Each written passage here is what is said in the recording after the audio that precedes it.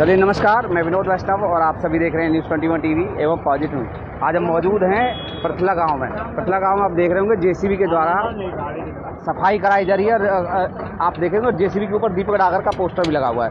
अपने निजी कोष से वो सफाई की व्यवस्था करा रहे हैं, सरकारी कोष से ही हम पूछ लेंगे इनसे सीधे तौर पर। डागर साहब, पृथला गांव में सफाई व्यवस्था की जा रही है जेसीबी के द्वारा, और जेसीबी पर आपका फोटो लगा हुआ है, तो ये आप अपने निजी कोष से करा रहे हैं, सरकारी स्तर पर करा रहे हैं?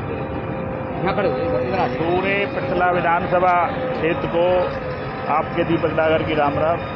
भाई, जहाँ गंदगी है और मेरे को पता लगती है, मैं वहीं सफाई अपने सफाई कर्मचारी भेजता हूँ, जेसीबी भेज देते हैं, ट्रैक्टर भेज देते हैं। और इसी उस मुहिम में पृथला गांव में बहुत ज़्यादा गंदगी का ढेर है। आने वाली बारिश से पहले इस गंदगी को पूरे गांव में गंदगी हटा दी जाएगी।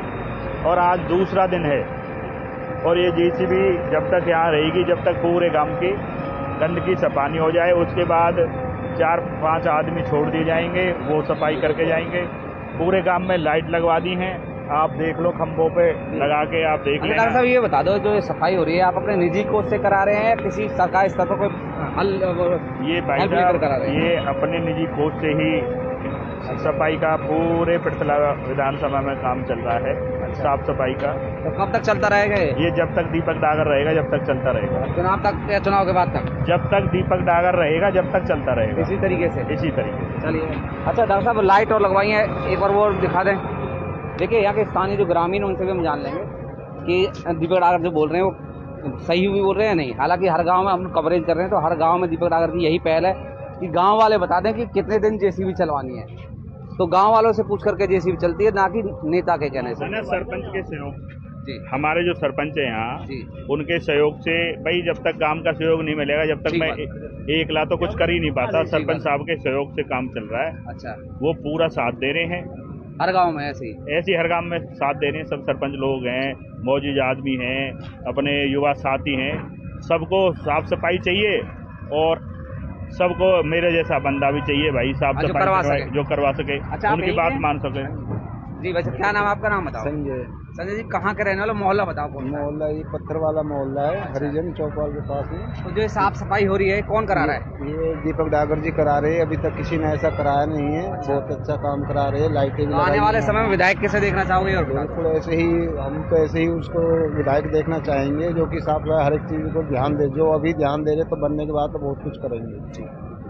जी, क्या नाम है आपका? कौन से मोहल्ले से? प्रीतम सिंह नाम है। ये पत्थर वाला मोहल्ला बोला जाता है, इसी से है।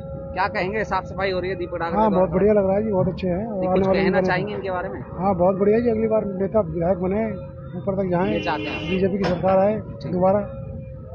आप भी यहीं से? अच्छा, चलिए। और देखिए, गंदगी का आलम ये है कि चारों तरफ गंदगी का आलम बहुत ज़्यादा होता है हर गांव में, आप देखेंगे। क्योंकि अब सरपंच बने हैं, सरपंच को कुछ पावर दे दी गई और कुछ को नहीं। कई जगह सरपंच खुश हैं और कई जगह सरपंच खुश नहीं। लेकिन अब देखिए, किसी व्यक्ति को तो आगे आने की जरूरत पड़ेगी, तो इसलिए आगे आकर के अपना काम कराया जा रहा है। आप सीधे तौर पर जुड़ रहे हैं। आप ये देखें, लगातार यहाँ पर गंदगी का ढेर है। लेकिन दीपक डागर के प्रयासों से ये उनका कहना है कि कुछ ही देर में यह गंदगी साफ कर दी जाएगा। फिर गाँव में कुछ व्यक्ति रोजाना के लिए सफाई कर्मचारी छोड़े जाएंगे और निरंतर तौर पर काम करते रहेंगे।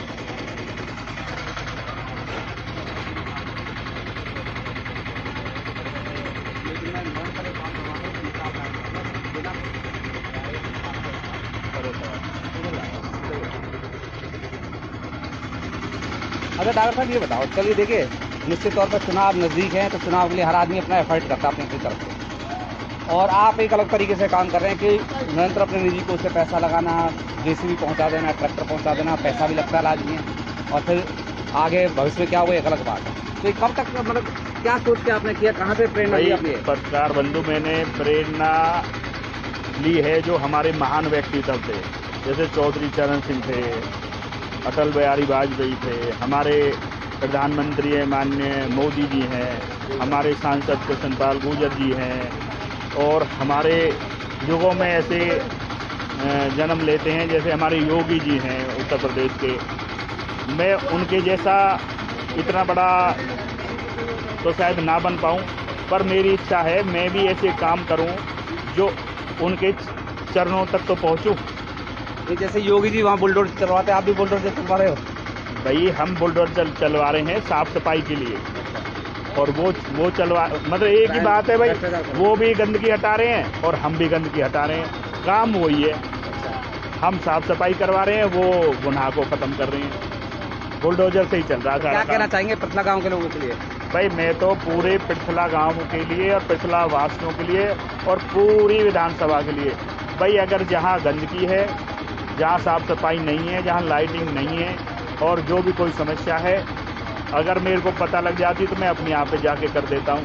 और सबसे अपील करता हूँ, कोई मेरे लिए जो कोई काम हो, मेरा नंबर सब पे है, मेरे को बताओ, मैं करवाऊंगा। ये समस्या बताता कौन है? मतलब आपको हर गांव में आप खुद जाते हो या लोग आपसे खुद फोन करने लगे हैं वहाँ करके? भाई मैं ग्रामीण आंचल का ही बेटा हूँ, मेरे को पता है ग्रामीण आंचलों की क्या क्या समस्या होती है। मैं हर गांव में जाता ही रहता हूँ, सुख में दुख में, और जो मेरे को दिख जाता है मैं उस काम को कर बैठता हूँ।